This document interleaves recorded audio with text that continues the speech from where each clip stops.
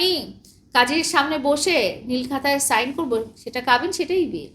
তারপরে তার মা এসে বললো, এবং তার মা এসে বলার পরে তার পরবর্তীতে সে তার ওয়াইফকে সামনে আনলো। মানে যেহেতু দেখেই ফেলেছে, আমি বলা পর্যন্ত তার ওয়েট করতে হলো কেন?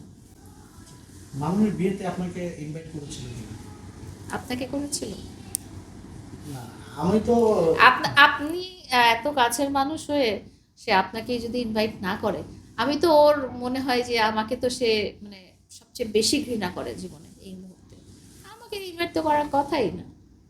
বিয়ে বিয়ে করেছে, একসাথে একই বাসায় থাকছে, একই বিছানায় ঘুমাচ্ছে, তারপরের আর অনুষ্ঠান দিয়ে কি হবে? বিয়ে তো হয়েই গেছে। হ্যাঁ, একসাথে থাকাই শুরু করেছে। এমন যদি হতো যে আমরা না, আমাদের সমাজে একটা রীতিনীতির মতো আছে যে আমরা বিয়েটা পড়িয়ে রাখি, কিন্তু মেয়ে মেয়ের বাসায় থাকে, ছেলে ছেলের বাসায় থাকে। পরে আমরা যেহেতু বিয়ে একটা সামাজিক অনুষ্ঠান, সামাজিকভাবে একটা মেয়ে ছেলেকে স্বামী এবং স্ত্রী হিসেবে স্বীকৃতি দেওয়ার ব্যাপারটাই তো বিয়ে, তাই না? তো যদি আমরা এমন করি যে পরে রিসেপশন করলাম, তখন হচ্ছে মেয়ে মেয়ের বাসা থেকে আসে, ছেলে ছেলের বাসা থেকে আসে, বউকে উঠাই নিয়ে চলে যায়। তো ওরা দুজনে একসাথেই থাকতেছে, বিয়ের আগে থেকেও একসাথে থাকতেছে, বিয়ের পরের টাইম থেকেও একসাথে থাকতেছে। তো এর পরবর্তীতে কি হবে? আপনাদেরকে দাওয়াত করে খাওয়াবে হয়তো। প্রথম কথা হচ্ছে যে আহ, ওনার ছবি আগে থেকেই সোশ্যাল মিডিয়াতে আছে।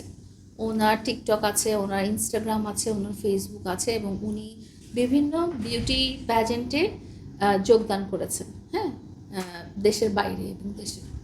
সো উনি এমন না যে উনি একদম মানে আলেম হুজুর, যে ছবি প্রকাশ করা যাবে না এটা সেটা।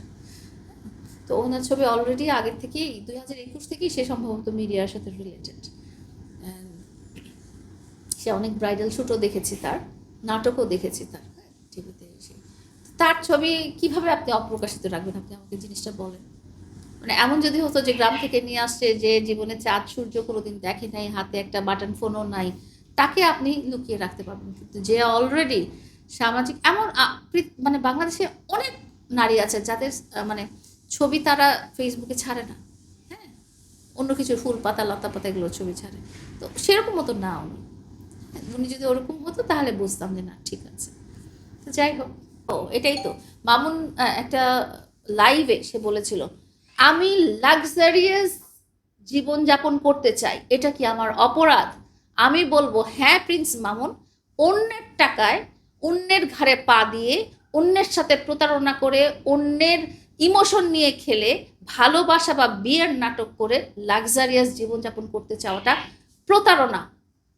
তুমি নিজের টাকায় লাক্সারিয়াস জীবনযাপন করো। তুমি কতদিন মানুষের টাকায় চলবা এরকম? তুমি নিজে ইনকাম করো, তুমি বউকে পালো। তোমার বউ কেন এখন তোমাকে পালতেছে? তো তোমার নিজের ইনকাম সোর্স কেন নাই? কেন তুমি তোমার স্ত্রীর ইনকাম সোর্সের উপর ডিপেন্ডেন্ট? কেন তুমি তার টাকার উপর চলতেছো? আগেও চলে আসছো, আমার সময়ও চলে আসছে, তার আগেও চলে আসছে। হ্যাঁ, তো আমার কথা হচ্ছে যে তুমি তোমার জীবনের শখ পূরণ তুমি নিজের টাকায় করো। কেন ওর ওর স্ত্রীর টাকা ইনকাম করতে কষ্ট হয় না? আমার জানা নেই। কারণ কি, আমি বলি যে যারা মডেল, যারা অভিনেত্রী, তাদের ইনকাম সোর্স ওই মডেলিং বা অ্যাক্টিং এরকমই হওয়ার কথা। কিন্তু বাংলাদেশে মডেলদের বা বাংলাদেশে অ্যাক্টরদের এত বেশি রেমুনারেশন দেওয়া হয় না, যে যেটা দিয়ে তারা একদম বিএমডাব্লিউ গাড়ি কিনে ফেলবে বা বসুন্ধরায় লাক্সারিয়াস লাইফ লিড করবে। সো আমার আসলে ওনার লাইফস্টাইল সম্পর্কে জানা